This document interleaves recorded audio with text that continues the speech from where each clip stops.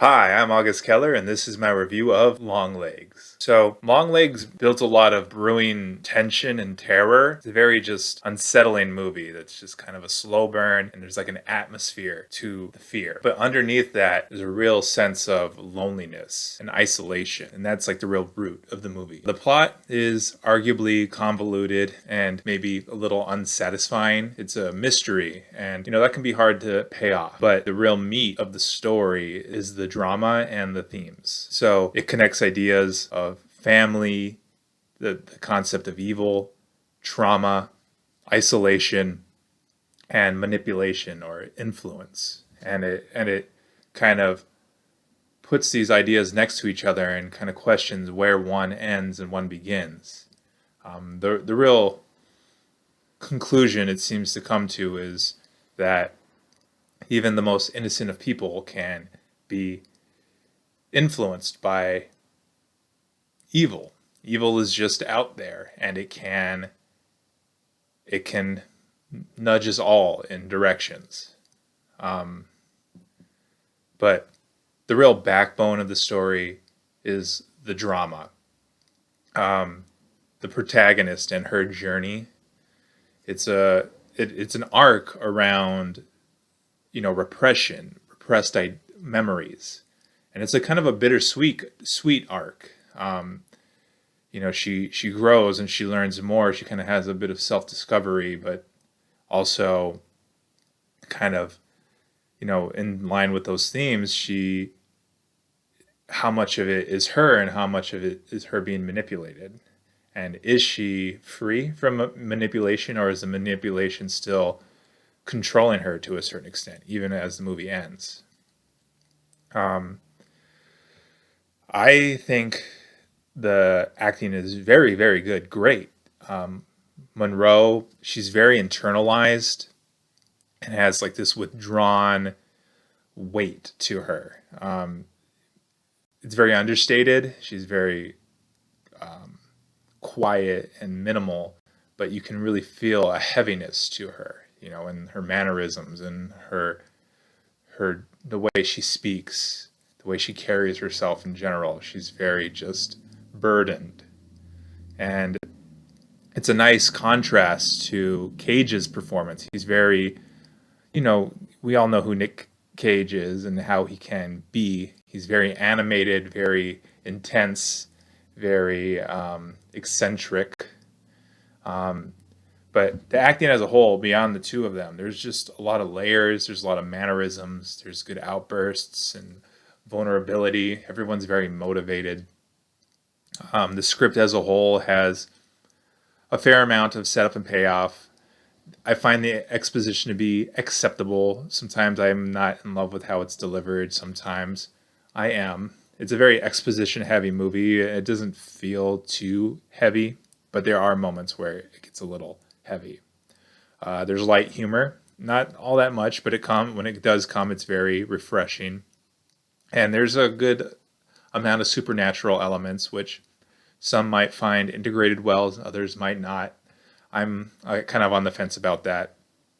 So overall, I do think some might find the script to be lacking in cohesion. It has a lot of interesting parts, and they work together well at times, and other times they don't quite come together.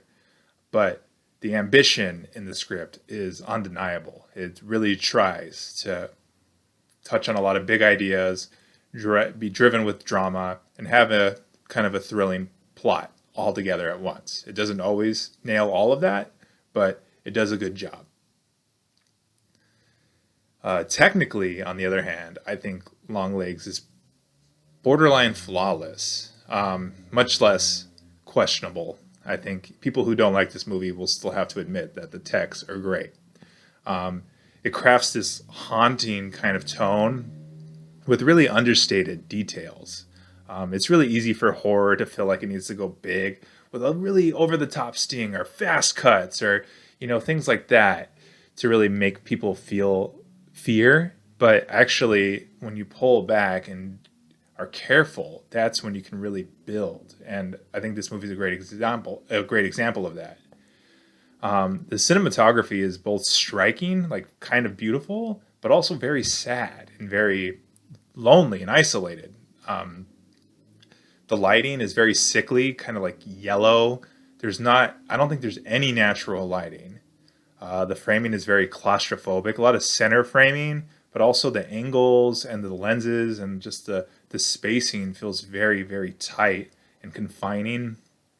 The angles are very offbeat and odd. Like there's a low angle when it shouldn't be. Characters are talking to each other, and the 180 degree is kind of played with, where it's like you're used to characters kind of the two shots um, making it look like the characters are looking at each other, but there are conversations where two characters are looking at each other, but the shots kind of make them look like they're not quite looking at each other, and that's very unsettling.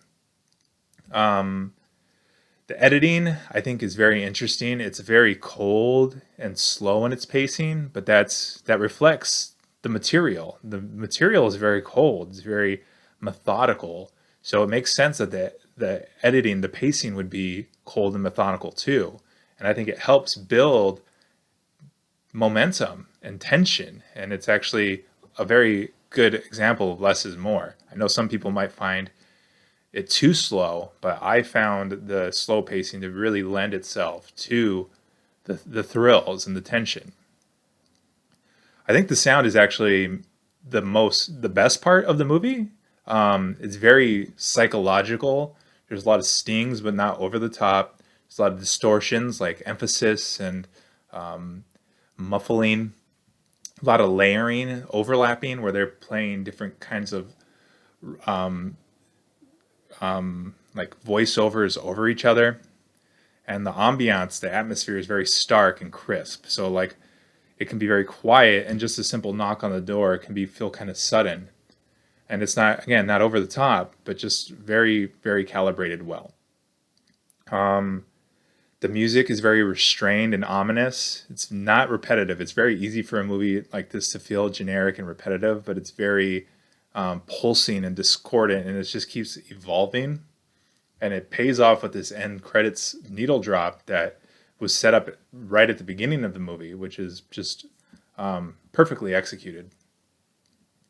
The cast, I think, is very interesting mixture of talent and fame. Nick Cage is probably the most famous person.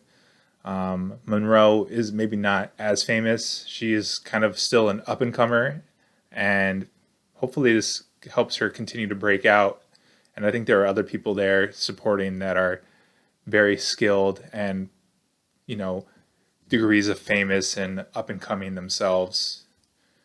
The effects are not too much. It's not too gory, but when it does get gory, it's very intense. It's like a burst of gore, and they use prosthetics, makeup, and CGI for that, and it's very effective. It's very visceral. The production design is also very psychologically motivated.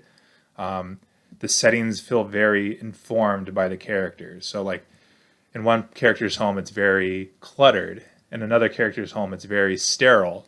But it's because of who the characters are, and it helps convey how they're feeling and lends itself to that sense of isolation. So, overall, I think Longlegs is a successful movie. It's a very, very good movie. Great. It's a great movie. And it's because it's so carefully constructed. It has, some flaws, nothing too big. It gets a little muddled, but overall, it's very intentional, and it really knows how to play each of its cards. It really is just a very crafted movie. So I would recommend it. I think it's great. And if you like the kind of movies that I like, I think you'll like this as well. Um, it's scary. It's a very unsettling movie. I think it's maybe the most unsettling movie I've seen in quite a while, years. Uh, so, yeah, that's all I have to say about that.